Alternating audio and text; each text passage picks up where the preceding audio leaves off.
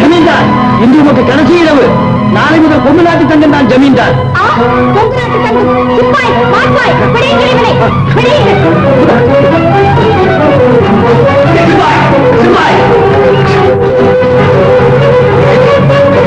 உன் பயிலையும் காணும்.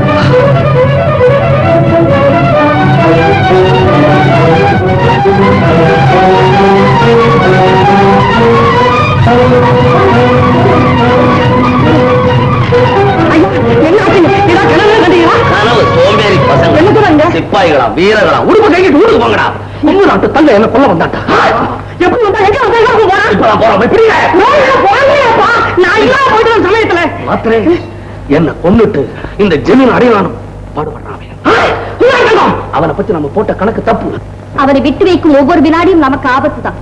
கொங்கு நாட்டு தங்கத்தை உயிருடனோ அல்லது பிணமாகவோ கொண்டு வருபவர்களுக்கு 10,000 ரூபாய் பரிசளிக்கப்படும் என்று நாடெங்கும் அறிவித்து விடுவோம். என்ன அறிவு, என்ன அறிவு உனக்கு? ஐயா, அந்த அறிக்கையில ஒரு சின்ன திருத்தம். என்ன?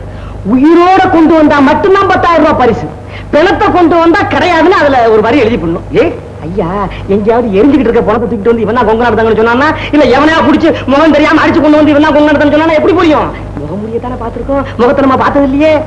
மாத்திர மண்டை பூரா மூடடா. அதனாலதான் முன்னாடியே சொல்லிவிட்டேன், வரும் பொருள் உரைத்தல் மாத்திரைக்கு அழகு. மாத்திரை, நீ பேசாமல் இருக்க மாட்டா? ராணுவ அதிகாரத்தை உன் கையிலேயே கொடுத்துடலாம்னு நினைக்கிறேன். நினைக்காதீங்க,